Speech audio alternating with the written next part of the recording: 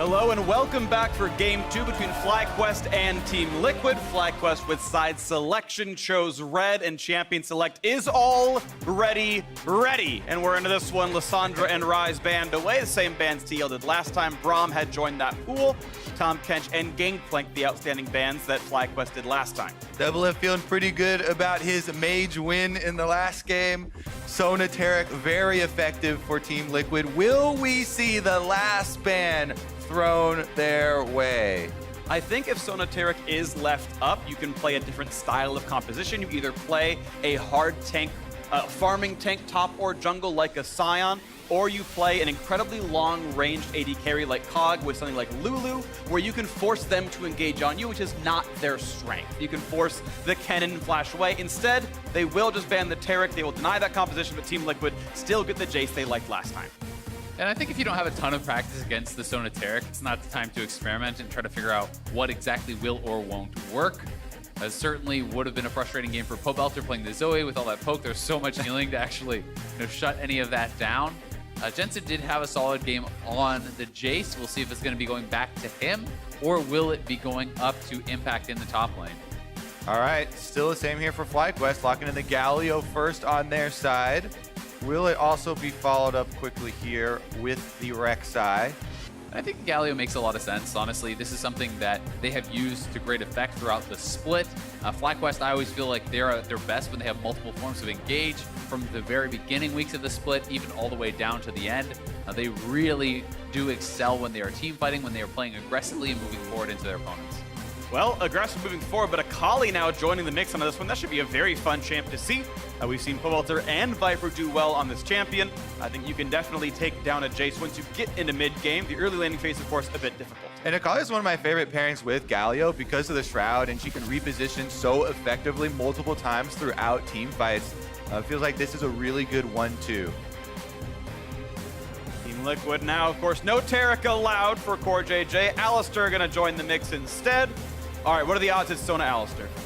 Are there other competitions? Are there other combos? I think extremely low. However, Core JJ just on Alistar in isolation has been so good for Team Liquid.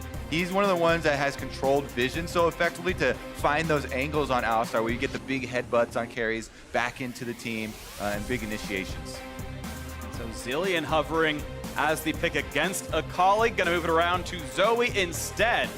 So now Jace top lane, or potentially for double it for the bottom lane, with Zoe now on Jensen. Already looking at a tremendous amount of poke here on the side of Team Liquid. Would be interesting to see if Ezreal is going to be banned away or left up, because I certainly think that's something that always pairs very well alongside these poke-style compositions that TL is looking to craft. And a lot of times when we see people that are going to pick the Zoe, the LeBlanc fans come through first. Not going to be the case this time around, so Pobelter does get the LeBlanc into Zoe. Very effective assassin for this matchup, especially if they have some jungle pressure controlling vision around them. Both teams' supports picked up already. Mid laners grabbed as well. Jace is flexible. Akali is almost certainly top lane. So will there be pressure over jungle matchups, as it looks like a non-ban on the FlyQuest side. I don't know if that was miscommunication or that's going to be a remake or simply what they chose to do. We'll wait to see. I'm not seeing panic on any faces. Yeah, we'll just continue forward until we do find anything telling us otherwise. I'll be interested to see if TL is going to take away the Rek'Sai here. Rek'Sai certainly would be able to be grabbed up with the next pick from FlyQuest, potentially. And if you are worried about LeBlanc plus a strong early game jungler, I think that pairing is so powerful and it will be taken off the table. Word from production was valid no ban. So whatever valid means, either way, they have not banned a champion. It will not be a remake. It is no ban here in this one. Rek'Sai, as you see, banned away on the Team Liquid side. And sometimes that simply is a situation where the team is debating what to actually ban out so long that they actually just miss their window, and that is a disadvantage. The way of FlyQuest, likely not going to be a game decider, and will be more jungle bans thrown away, as there was no first round jungler taken by either side here. And all eyes are towards the jungle right now. Olaf, Rek'Sai, Jarvan, all being banned out here. Some of the top tier early game junglers, all of them really focused on making those plays. I actually really like these bans as well from TL because these are early game physical damage dealing junglers, and you have all magic damage dealers on the side of FlyQuest right now. You know, if you were to pick Gragas, who is another champion that a lot of people would think of, that wouldn't really fit the damage profile. So the option will be Nocturne. Works so incredibly well with Galio. Certainly very powerful to have this sort of hard engage against a poke style composition. Also, another one good at punishing a Zoe pick. The ultimate, as soon as Santorin can get to it, will be super effective. And also good alongside side lane split pushes as well. You've got an obvious 1-3-1 here. Akali at one side, LeBlanc on the other. Nocturne can join either from the Fog of War. So FlyQuest do have a very obvious way forward. And look at this, Sivir and maybe a Scorpion in for Smithy for some more team fight power for Liquid. I would really like the Skarner here. I do think it's so effective against all of these assassins who are diving forward. You're going to make them pay the QSS tax very heavily or regret not doing that. If LeBlanc or Akali do get nabbed up, do not have that QSS, expect them to go down so quickly. A lot of their survivability is in how evasive they are, dashing away, avoiding damage, and if you can't do that, you're not going to be able to stand up to this much damage. And whenever you see a team that relies on that mobility, they want to spread the map, so you have more room to make use of it. So once again, it will be FlyQuest trying to pull them apart. Ezreal locked in for Wild Turtle, one of the safest self-healing carries that you can have. Yep. Also going to build some armor inherently in the build to deal with Shock Blast later. One of my favorite parts of Ezreal is that ultimate no longer has fall off going through targets, so also helps with assassination. Akali comes to the backline. You can help and add 700 damage on top. I always love marks with backline access alongside assassins on your team. Turtle also has a long history of stealing objectives with long-range marksman ultimates, getting Baron steals, Elder Dragon steals, so that is on the table as well. All right, well, clear directions forward for both these squads. Team Liquid in a very action-packed and incredibly close game one had earned the edge in this series, but it's a best of 5. It's up to adaptation. The Taric band away means a new bot lane, a new look for Team Liquid here. We do have impact on the Jace. I know it's not popular with many of the fans, but he is still not playing tanks. He's playing some carries. He's playing damage in the top lane. So far, so good. Yep, and it's back-to-back games. It will be carry versus carry in that top lane. Viper certainly having an incredible game on the Aurelia last game, but Impact was 4-1-4, did have some critical contributions in those team fights on the cannon, and we'll see if Viper can edge out any sort of advantage against Kali. I have to say, this one's going to be an even bigger test. Impact has gotten solo killed by multiple tanks while he's piloting the Jace, and this time around, it's an Akali. Incredible burst damage, and that level 6 will be scary. Gonna be very scary as we move on to this one. Paranoia afoot. Team Liquid and FlyQuest ready to go into the rift for game 2. A best of 5 to join TSM in the finals. It'd be Team Liquid defending their 3rd straight shot at it. FlyQuest's first time as an organization. Viper hoping to make it in his rookie split would be quite the tale to tell. Looking now as we move around. Fans excited? So are we. Arthur and Jensen trade blows. Or scathing looks in the mid lane. Scathing looks more accurate here. Yeah. Staring each other down. All right, we're not seeing the invade once again. Last time around, we saw FlyQuest going for the level 1 base check, got heavily bursted down, and First Blood even being picked up by Team Liquid. So we're playing it much more cautiously this time. TSM making a representation here That was as well. yesterday. But you'll see him again next week in St. Louis. Best of 5 for the title and a spot at the mid-season invitational. That's all to play next time. One of these two teams will join them over there as we're ready to go into this one. Going to be very, very interesting to see how this one is playing out. I'm also interested to see how Doublelift is going to be able to deal with all this dive on the Sivir. Not someone who has any sort of move block or dash to actually escape a lot of these champions diving forward. You do have the spell shield, you do have the speed up from the ultimate, but he has gone for a more defensive route with his keystone also, taking fleet footwork as opposed to a lethal tempo. But even with all of that, if these guys can get on top of that Sivir, it's really just kind of up to Core JJ and Smithy to try a peel for you. Meanwhile, I love watching the matchup here of Pobelter versus his replacement. Once again, Pobelter got the counter pick, and we saw him going offensive early with the LeBlanc, trying to whittle down that health pool from Jensen. Turtle getting an extra potion and ward. Gonna just kind of chill so far in this lane. More trading in this mid side as Jensen's actually getting a bit lower. Both having a decent shot with these early trades. Q not gonna land. Good walk away. Yeah, Jensen covering the origin of the distortion there with the Sleepy Trouble Bubble, so Pobelter does not take it back. Wins out a little bit more in health. It's all about the corrupting potion charges, and they're actually burning through them very quickly here. Only 2.5 minutes, and there are no more charges left for Jensen. Yep, Pobelter still does have the one. It is double cleanse here in the mid lane. You know, both of these guys feeling like they are going to need it to stay safe, and I do think it's an intelligent choice, especially when you're considering it's not just about LeBlanc chains. There's the Galio taunt that you're going to have to deal with later on in the team fighting. Still playing aggressively there. Pobelter goes into the minion wave, getting Jensen down to 200 HP.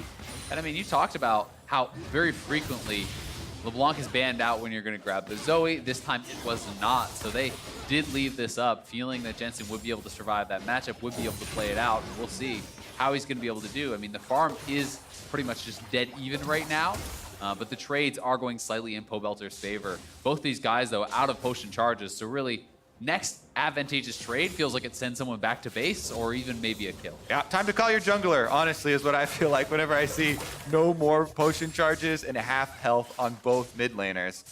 No jungler making their way here, though, so it is just 1v1.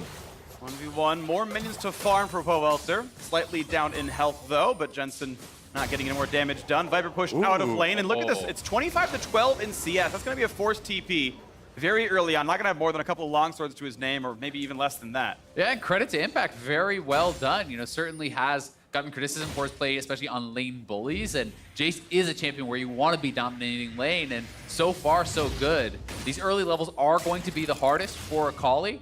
But Impact is making the most of it, and we'll see if he can continue to extend that advantage. Yeah, and we see the differences, right? When you're up against the tank, the Conqueror is very common for the Jace. He's got an Airy here because there is no tank on FlyQuest. It's all about can they land the burst damage and chunk people extremely low. Santorin has made a visit here, not stepped over the ward quite yet, possibly waiting for some more offensive moves.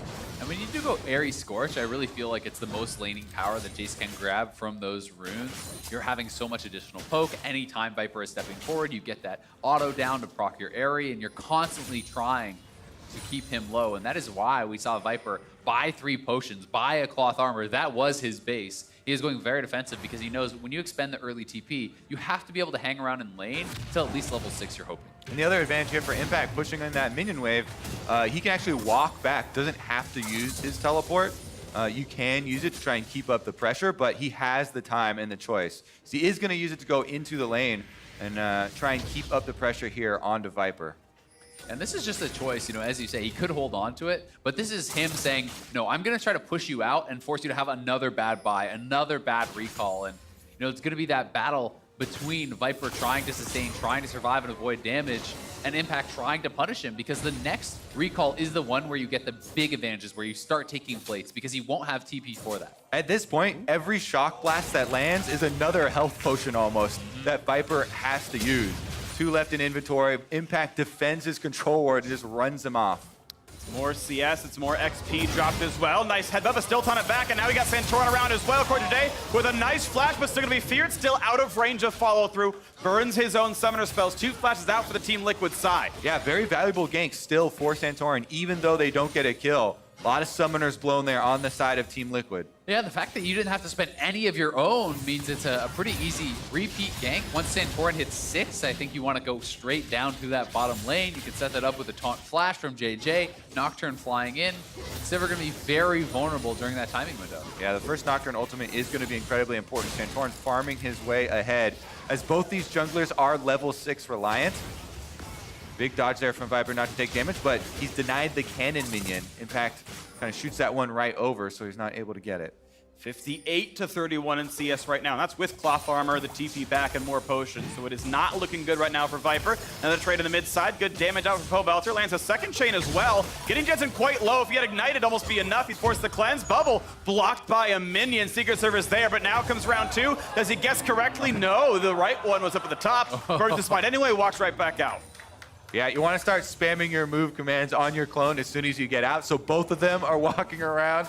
Keep them guessing. Pobelter does get out of this one, but now they're going in! Big damage to dive in for Nocturne. Where's the flash going to be? The chase in. He pulls him back! back. What a play as Smithy keeps his teammate alive, but the flash, the ignite, cleansed back out, and he's safe. Jensen's gonna stay alive. Are FlyQuest safe though? Impact's coming down. CoreJJ heads up the mid lane and they run them back. Very explosive team fight here in the mid lane. Jensen burns both summoners to stay alive. He does stay alive, and critically, this relieves some pressure for the TL bottom lane as well. We talked about how the fact that Doublelift has no combat summoner, he has no flash. He would have been very vulnerable to that Nocturne ultimate. It got expended here, and it was not rewarded with a kill, but they want to go in, flash back out of range from Pobelter there, then waits until the spell shield is off, pulls him away with the Skarner ultimate. Yeah, really good feel there from Smithy. Then uses his own flash over the wall. And even though JJ flashed for the ignite on a Jensen, he's running cleanse in the mid lane. Nice job right there, hitting his buttons and staying safe. So no kills on the board, but a very close game overall. Now Santorin, yep, nice job, waits out the spell shield, then gets his own done.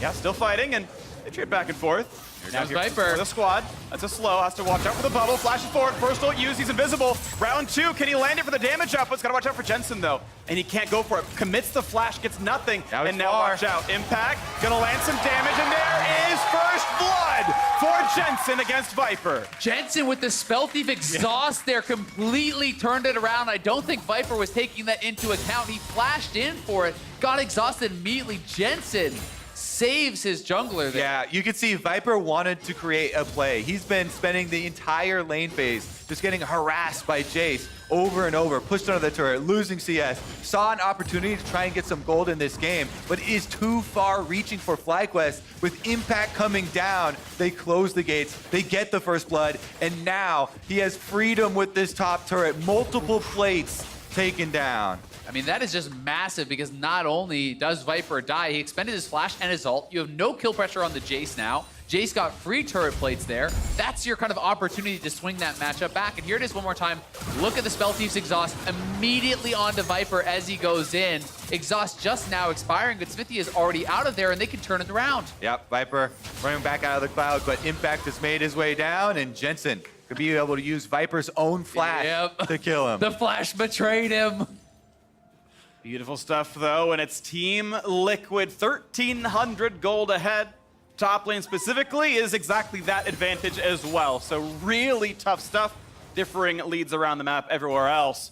As Impact, the critique was, well, if he plays tanks, then Team Liquid's looking good, but he's on AP Cannon, he's on Jace, and he's winning this lane really hard here. They say practice makes perfect. There's a reason they put some extra time into it, I guess. Yeah, certainly has paid off that practice so far, but you know, Viper, that roam really feels to me like that is what blew the lane open. I think that the disadvantage there was more okay because you're thinking, well, hey, if he hits 6 and he has kill pressure, maybe it gets turned around. Now he has a full Hex Drinker and Merc Shreds, a very defensive build from Impact because he knows it's only going to be Pobelter or Viper matching you in a side lane. Both of these guys are magic damage. Both of these guys need to have full kill threat to be able to really contest you. All right. Mid lane once again. Smithy trying to keep the vision around here for Jensen, a guy that likes to play lane dominant. There's been so much action expended from both sides around that mid lane. Skarner, though, picking up the Spire, gives a lot of stats here for easy dragons. This looks very easy to do, and you mentioned action before. Ultimate's up for both junglers as well. Watch out for that play. Gonna land the Paddle Star. Pobelter at half, more damage out from Jensen, and be careful because CoreJJ is around. We have ult for the junglers. We have the chance for Nocturne to come in, for Skarner to find that kill. There's no contest. There's a pickup on that Drake. The Ez ult attempts, not going to land for Wild Turtle. We might have round 2 of the jungle gangs coming in pretty soon, especially with FlyQuest feeling a bit behind. You feel like Santorin must pull the trigger at some point. All right, he's got stopwatch as well, so it could be a possible dive opportunity, but when he's looking down the list, there's not a lot of vulnerable areas. Jensen's flash will come back up soon. Still has cleanse. They've got control wards. He's going for it before it's up, though. This one, stopwatch goes in, finds a bit of damage, but now going to pull him right back into the turret. Only a single shot, though, as he runs. Not going to get Paddle Starred. Out he goes. Here comes Impact. Bit of overall shock blast, going to get blocked by Pobelter. Sends in the clone, runs away. They're going to stay alive. And the second roam still looks pretty good for Impact. With that low health bars, though, it's going to mean Team Liquid will be able to get some turret plates at least. JJ comes over. Stunned up by Corey. JJ headbutts him, not quite the right direction. Able to get away from that. stun, but 2 plates down. A little bit of time for the top laner to farm. That's at least a sigh of relief for Viper, but it's only a single wave. Yeah, that stopwatch was huge from Jensen. Not only buying time for Impact to get down, but actually, muting the damage coming in from the Nocturne ult. He did it so early, and they almost were able to turn that around for some kills, but FlyQuest does escape, and it did cost Impact his flash, so that will be a slight edge over to Viper, who's going to have his up first. Yeah, that flash for the Shock Blast, I feel like you have to also count on a mistake for Pobelta, who's right next to him, to allow that to go through if that play is going to pay off. It doesn't happen. And so now at least there is some sort of opening maybe in the top side where Impact doesn't have flash. Maybe next Paranoia, Nocturne, Ultimate plus an Akali all in could bring back Viper, but besides that, it is looking very dire on that side of the map. Yeah, it really does feel like a lot of the onus is on Santorin because there is this early Hex Drinker and Merc Treads. It's so hard for Akali to really hit that all-in level where you can go for a 100-0 style play on Jace, where Nocturne does have the ability to add that critical damage. It's all physical damage from him, and there's no armor purchased up from Jace. Well, bot lane has already lost 2 turrets right now as Team Liquid have a very large gold lead, 2,500. Got to be more than the average for both these teams. This is Team Liquid smashing the early game right now, and what was a much closer one over in game 1, but a more conventional composition, and really across the board doing great. We'll see if Smithy just rushes straight top to drop the Rift Herald. There is about 20 seconds, and yeah, he's going to try to go for plates here. He wants to be able to cash in. I'm not sure if it'll make it there quite in time. Yeah, I think it will. It's going to be pretty close here. There's only about 10 seconds, so it should actually get the charge. It will get them the last 2 plates. It will get only the solo gold onto Jace as well. You can see him donating that full amount of gold over to Impact, so really putting priority on getting him way ahead, and he is up 2,400. That is insane. Yeah, I feel like Impact would have gotten that anyway, maybe not in time for the plates, but they got that extra one. Right, yeah, it's with charge. Yep. The first plate was for sure his, second one was up for debate. Either way, Shelly does go down, Viper kills it, but 43 CS down, plus the 5 turret plate first turret. This is a mountain to climb right now, and Viper's got Everest in front of him here. Impact looking pretty good in this game, looking good all series long. Yeah, and quietly down on the bottom side of the map. These guys have been farming away. Sivir did go for the Essence Reaver as the first item. This is a bit more utility-based. You'll be able to wave clear essentially infinitely. You'll always be able to regen that mana, and you're going to have the extra CDR for more frequent ultimates, helping out the Skarner, helping out some of these members who are looking for that hard engage. 3,000, the difference. Smithy in the bottom side, waiting around for Santorin, who is near there as well, but not in ult range, but we once again have jungle ultimates available. 9-0 in plates, not a surprise here. Gold difference, of course, massive as well. And every single time Santorin has shown up, Smithy was there to counter gank it and keep his team alive. One of these cases, they even got the kill for it. Yeah, it's looking pretty difficult here for FlyQuest, considering they're the team that wants to spread out and try and take advantages that way, where Team Liquid has a much easier route to try and group up 4 objectives. Like bottom side, there's going to be another Infernal Drake. Currently top side, Impact is going to have a hard time though. This is a 3v1 without flash. This seems unlikely that he lives. The fear is in. On the board, can they donate? Yes, they do. Viper, finally, some gold in his pockets. And a really good timing to actually kill him, because this could potentially prevent TL from just rushing down the Infernal. We'll see if FlyQuest can wrest some of the control on that side of the map back whatsoever, but for now, it is actually Wild Turtle's just heading towards mid lane, and it may be a free bot lane turret there for doublers. Getting assignments around. There goes bot lane outer. So 2-0 in turrets. FlyQuest's only score point is the fact that they got a single kill in the 3v1 against a flashless Jace. They are kind of getting thrown away in this one as 2 item spikes are coming through for the Ezreal. Not just yet here for the Saber, but golden inventory is reasonably high for Azeel. And here comes Infernal Brick number 2, and there's not even a FlyQuest map member while zoomed out on the screen. Yeah, I mean, there's just too much extra strength for Team Liquid grouping up down here by the Infernal Drake. They just used their Nocturne ultimate on the top side of the map. Pobelter walking up there on the Blanc too, so FlyQuest committed for that kill, and Team Liquid get another Infernal Drake. Yeah, and the next one's going to be Infernal as well, and it feels like giving up a triple Infernal advantage is almost always a loss, so we'll see if FlyQuest is going to be willing to try to fight for that one. It becomes such a big target now for these 2 teams. Seeing that next fight around it, who can gain the advantage, and can Impact draw enough pressure in a side lane to continue to extend his lead or open up opportunities for the rest of his team? Yeah. Oh man. Or even in a 1v1 here. Smithy actually trying to chase down Bo Belter. Doesn't have any extra speed and just going to clear out the wards. But even if Team Liquid bring those poke champions together, Shock Blast we just saw, like the burst damage that can come through here, with no outer turrets to hide behind for FlyQuest, this defense gets difficult. And of course, the opposite side of it was the downside of double AP Assassins. He's built for the Akali. Already he's got the items he needs to survive the LeBlanc. It means that Santorin has to be a part of it. The physical damage assassin on the squad to convert the rest of the damage or Hex Drinker Merc Threads is simply too efficient. Yeah, but then you're drawing so much pressure. You're requiring so many cooldowns. You know, as we saw in that previous kill, they did take him down, but it cost their ultimates. It cost multiple members on that side of the map. And, you know, that does open up, as Kobe pointed out, for them to take an easy dragon elsewhere. So we'll see if they can get Viper kind of slowly back into this game. But for now, the advantage has remained heavily on the side of Impact.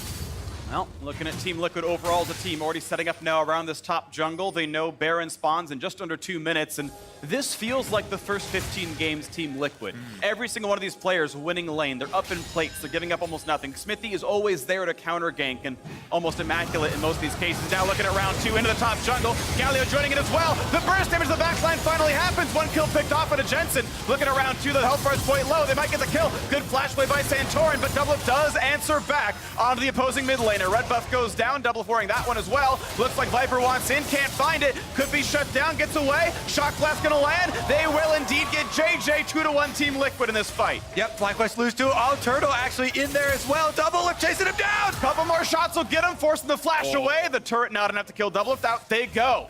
Yeah, Viper forced a lot of kind of cooldowns and pressure in that fight, but not able to kill anyone. Was staying in that shot for so long, getting people low, poking at them, but not able to have the lethal damage to actually finish anyone off. And here it is one more time.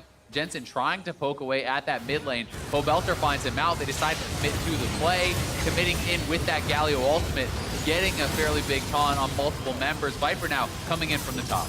Yeah, that was a big opportunity. Nice AoE being done, but Team Liquid also collapsing there. And then Doublelift throws out the Boomerang Blade as Bo Belter dashes in on the LeBlanc, right into the damage, cuts him down.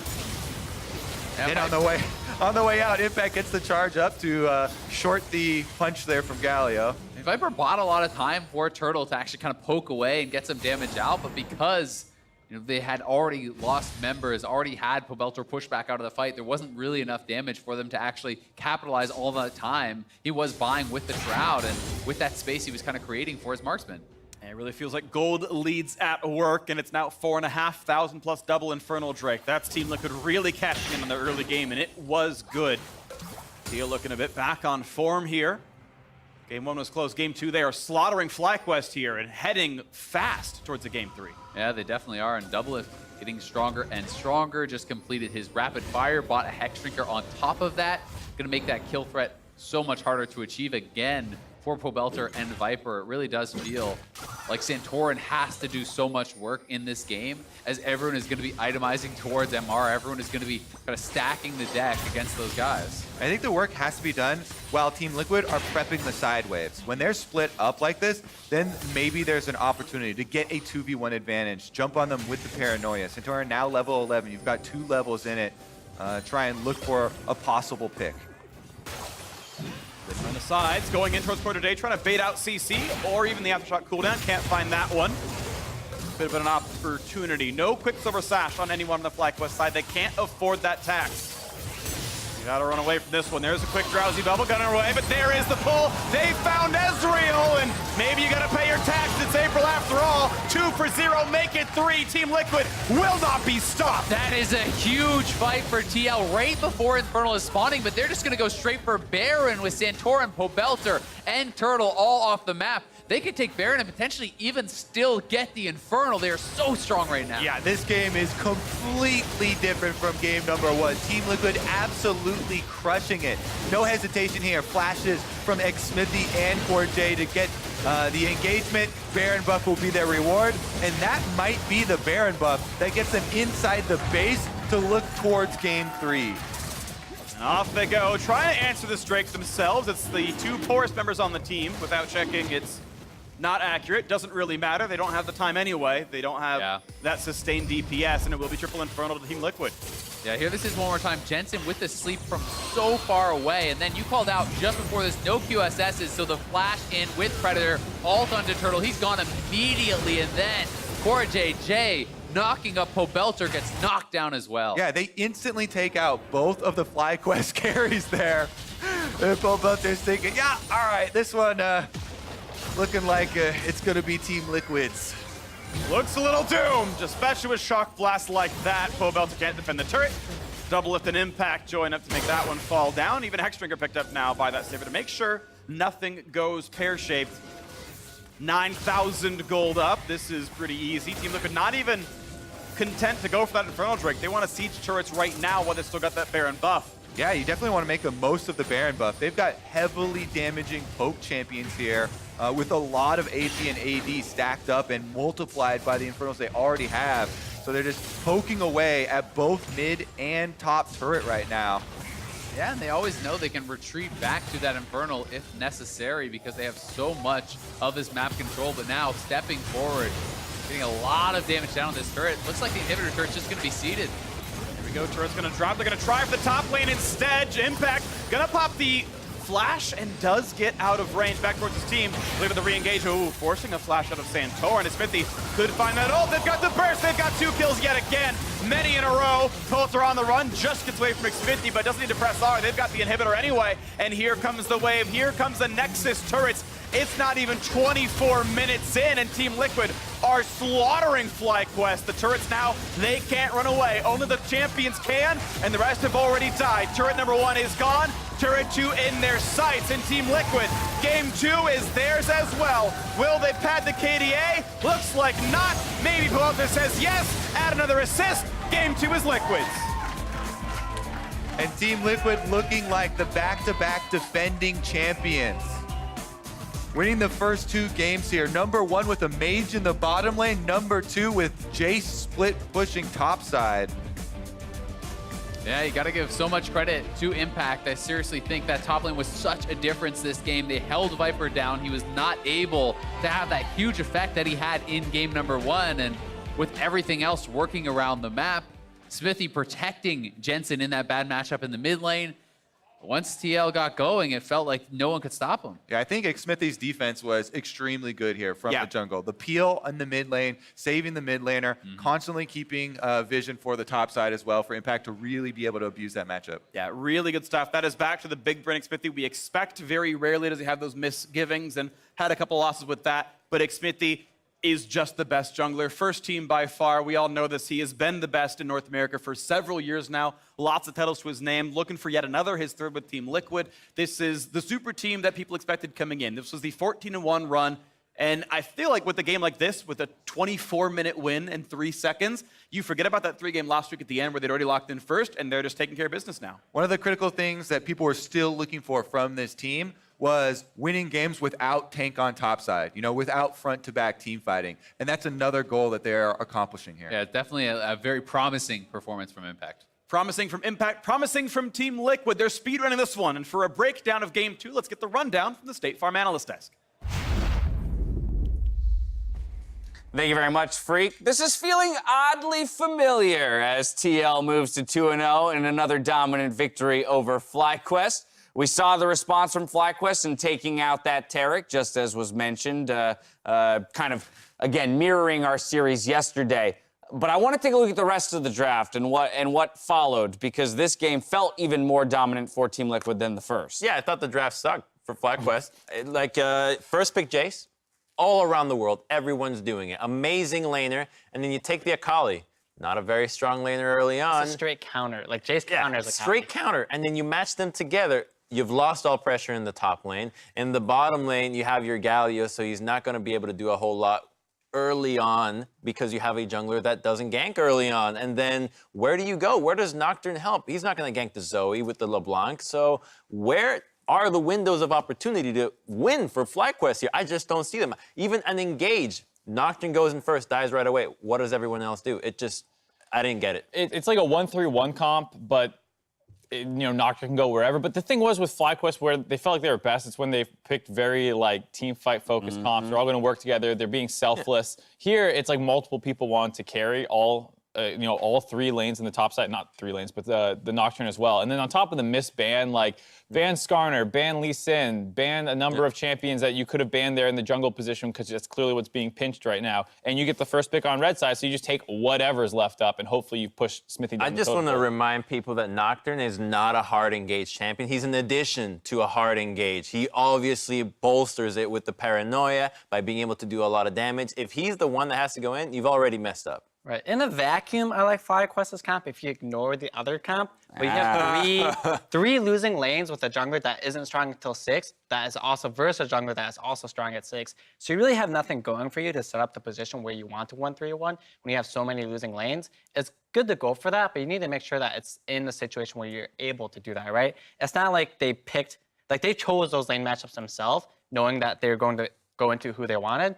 And I don't know why they would do that. I've done the Akali matchup into Jace. I got destroyed. I went 0-10. It's awful. I think part of it might have been a bit of a call out on Impact, who in the regular season had Jace games that were not particularly compelling, getting solo killed by Ornn. And I think people forget that, like, Impact in playoffs is a totally different monster, in my opinion. If you look at his stats, they're marginally better in playoffs. It's a little bit better CSD, a little bit better KDA. But you need to remember, that's against playoff opponents. There's no 10th place team that he's slamming that to you're improve farming it. CS up. Yeah, you're not improving your stats off non-playoff teams. So he actually plays better against, tough opponents. And remember the gauntlet runs that we've seen out of him. And it feels once again here, this is like, yeah, we'll take that tough matchup high and we'll beat him because Viper's a better carry player. And it's like, not against playoff Impact. No, doesn't seem to be that way. Okay, so based on the discussion around champions, like, it already doesn't sound like FlyQuest has much of a chance in this game. And I think we saw exactly that as the early Infernal Drakes are picked up by TL with total control over the map. They just have their choice. What do we want to do next? What objective do we want to take? What buff do we want to pick up? And then even when the fights did come 18 minutes into the game, they went in favor of TL. Too far behind the play now at this point for FlyQuest. Really difficult for FlyQuest to take this fight at this point because there's 2 Infernals on the side of Team Liquid. They're so powerful. And the Akali, yes, you make it into the fight, but everyone's already chunked out. Only Wild Turtle can really supplement this, and one lonely AD carry at this point is not enough. And still look at how close it is. Like a disgusting flash by Core JJ to get out of the Akali ult. They're still going in. There's multiple people left at like 300 HP on the side of Team Liquid. And it's one of those fights where with a little bit better draft and the enemy team doesn't have the double Infernal Drake, like that was winnable. Close. It was winnable. But they got outplayed. They didn't have as good of a draft and they fell behind early. Right. I think it's a disrespect to pick Akali into Jace in a top lane matchup where you don't have a stronger jungler. And I think he learned his lessons there. Down 45 CS in 15 minutes, had no control, died from his roam because he couldn't lane top anymore. So he was forced to go middle, feeds the enemy mid laner a kill, and then you're just like, oh my God, what is happening in this game? That's a tough lesson to learn as well in the middle of a best-of-5 semifinal in the playoffs here. 2-0 lead for Team Liquid. Team Liquid with side choice in Game 3, stays on blue. So again, we're heading back into Champions Select with a clean slate, same size. Crumbs, what's the answer? Here's what to do. Don't ban Taric. First rotation, Sona Taric as FlyQuest. You've never played it before. It doesn't matter. Well, you if they pick take it. Taric. Just pick it. Team Liquid's not going to first pick Taric. That's kind of goofy. But if they do, then you got to take Sona, I guess. But just lock it away. Just take it. Why not? The problem with that is it's such a tell because like you banned it in Game 2. You're on the same side. You leave it up. It's like you're on the verge. You're on the verge of defeat. Yeah, but right. But I guess is the point there then that TL would just be like, okay, now first pick Taric.